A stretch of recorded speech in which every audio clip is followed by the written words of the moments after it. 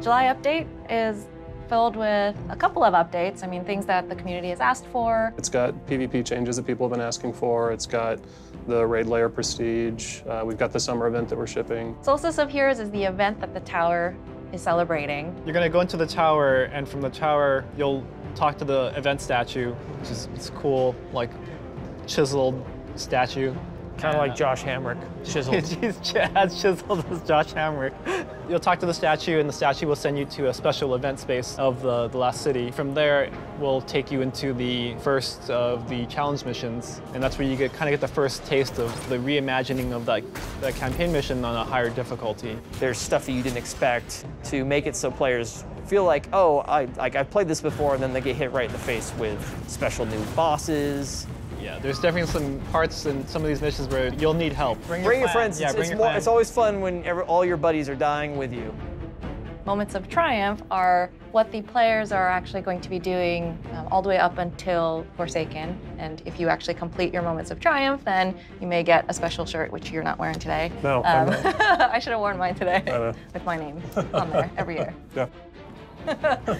We've got bounties coming back for the first time in D2. Those will be on the Crucible and Vanguard vendors. We've got the 6v6 Quickplay node that we're adding that's going to be permanent. So Iron Banner in this update, we basically put more theming on it, more Iron Banner motifs. So we replaced the control zone flags with fire pits that ignite when you capture them. Seriously?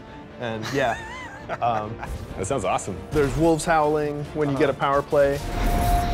And the big change is when you have a power play, the zones lock for 20 seconds, and so they can't be recaptured. It plays very different.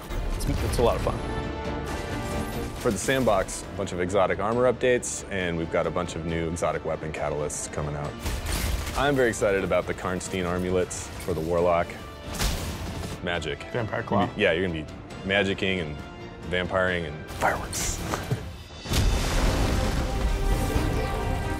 When we looked at how we can evolve Prestige and how we can evolve for the summer for the Prestige layer, we wanted you to feel like each time you go into the raid, it's offering you a different experience. So you're going to have loadouts every week that you're going to be challenged to like use an auto rifle for your primary and a scout for your secondary and a rocket launcher for your power weapon, something like that. The strategy for killing Valkaor with a shotgun is totally different than the strategy for killing him with Wardcliff Coil, which is totally different than the strategy for killing him with a sniper rifle. And there are some weeks where people are gonna go in and be like, if you have not done Prestige Raid Lairs, do them this week. You will have a great time. Take your friends that have never done this before. And there are other weeks where you're like, oh, this is hard. Like, I don't know how to do this boss with this weapon, right? Like, how do we make this work? And we're excited about seeing that week-to-week change. One thing we haven't talked about is actually the rewards from the Prestige Raid Lairs are power level 400 weapons. So you get the power level 400 armor from Solstice of Heroes, and then you can get all the way up to 400 for your character by getting the weapons out of the Raid Lairs. So if you want to be rocking 400 when you go into Forsaken, you're going to have to go into these Raid Lairs and find a way to sort of come out on top.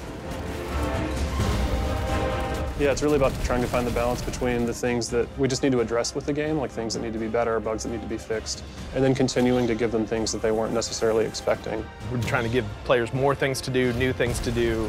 Yeah, I think people are really going to like it. One of the biggest things for Solstice of Heroes for me is that as long as you have the base Destiny 2, you don't necessarily have to have the expansions or anything else. Everybody can participate.